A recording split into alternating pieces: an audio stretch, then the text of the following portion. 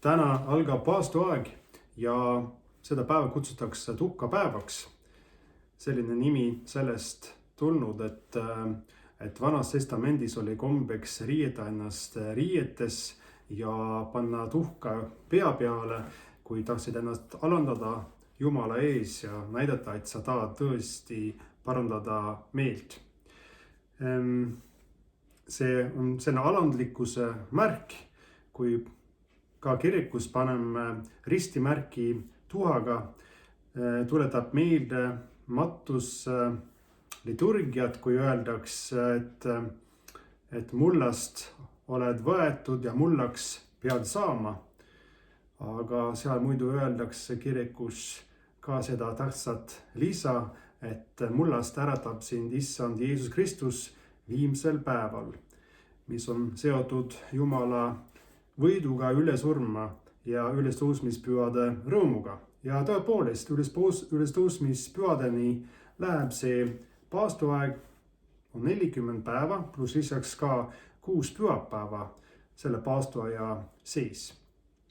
Mis siis paastuaja tähendus või eesmärk on? Peaeesmärk on võimalikult kasvada. Tihti kuuleme, et keegi paastub ja eesmärk on tervis. Paastumine võib olla väga tervislik, aga peaeesmärk on siiski vaimne. Tähendab võimalikult kasvada, võimalikult tervemaks inimeseks saama. Head rutiinide otsimine, panna kõrvale neid halbu kombeid või rutiine, mis meil elus on. Nagu elus koristada. Toon ühe näite. Praegu ma eriti hästi ei näe läbi akna, mis siin ilus taga võiks olla. Aga kui ma midagi teen selleks, et paremini näha, siis vaatame. Peaks midagi nüüd paistma. Ei ole nii lihtne. Vaat, tulebki. Tuleb ilus talv. Mõnikord on nii, et me peame oma elus natukene koristama selleks, et paremini näha kõikide elu asjade taga, mis tähtsam on. Ja paastuaeg on selleks abiks, sellepärast mõned hoiavad ennast mõned toiduainetest eemal, traditsiooniliselt liha, muna ja piimatooteid. Teised valivad alkoholi või kohvi. On need, kes paastuvad kas või internetis üldse või sotsiaalmeediast, Facebookis näiteks, kes ütlevad, et siis alles ülestõusmispühal tulen sinna tagasi. Need on lihtsalt abivahendid ja ikka tervislik ka, nagu pühakiri ütleb, et meie keha on ju püha vaimu tempel, milles elab püha vaim nimelt. Teised sellised abivahendid paastuajal on kindlasti palvetamine. Paljudel inimestel on nii kiire, et ei ole lihtne leida seda kindlat aega päevas, millal sa palvetad.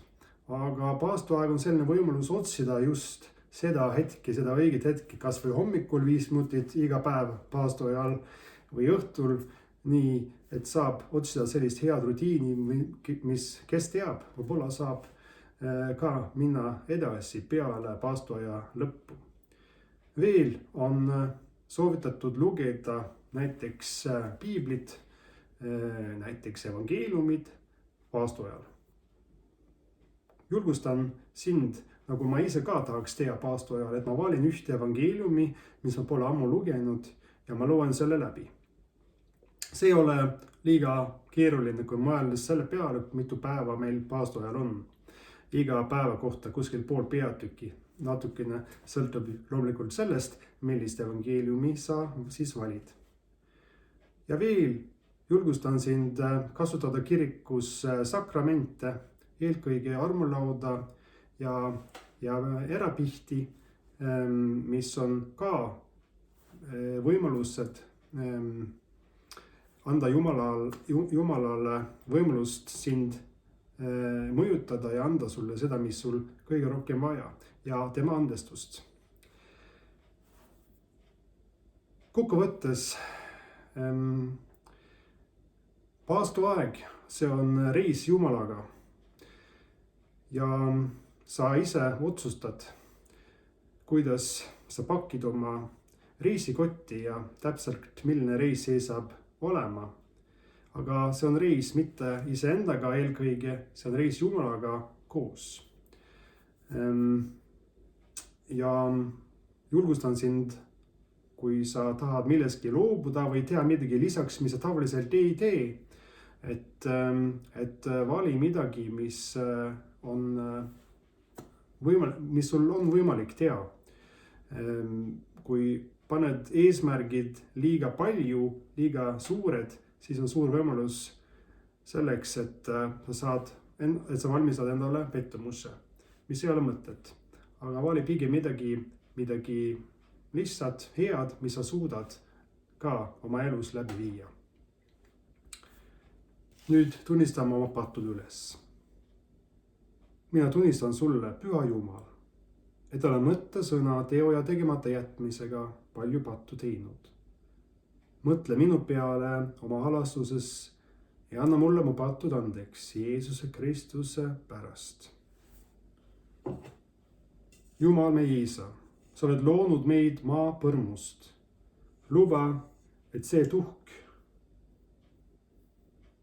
oleks meile kutseks, kahetsusele ja kaduvuse märgiks.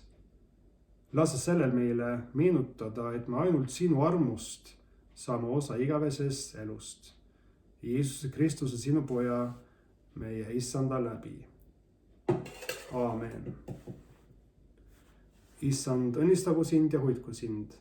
Issand, las oma paale paista sinu peale, olgu sulle armuline.